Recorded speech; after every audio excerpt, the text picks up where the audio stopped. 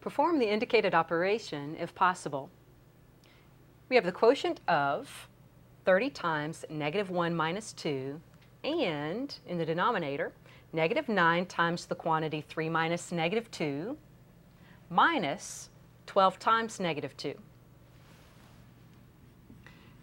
This long quotient bar we think of as a grouping symbol in itself, separating the numerator and denominator. So we'll work on those two separately and then divide as the last step. Now in the numerator, this negative 1 minus 2, you might think of that as negative 1 plus a negative 2, which gives negative 3. In the denominator, let's start with this grouping symbol.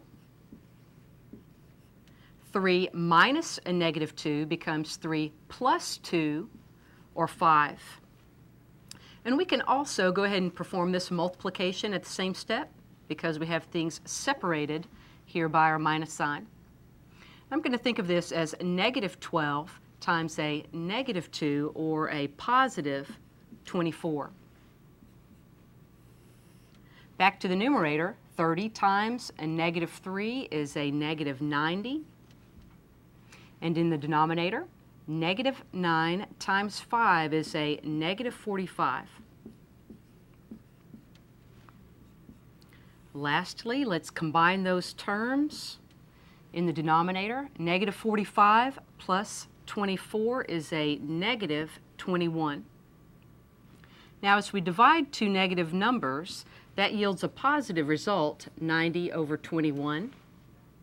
But let's also reduce this. 3 is a common factor of both. 3 goes into 90 30 times and into 21 7 times. So we can write this result as 30/7. That's reduced form. We might also write it in mixed number form by dividing 7 into 30. 7 goes into 30 4 times with 2 left over. So an equivalent form is 4 2/7.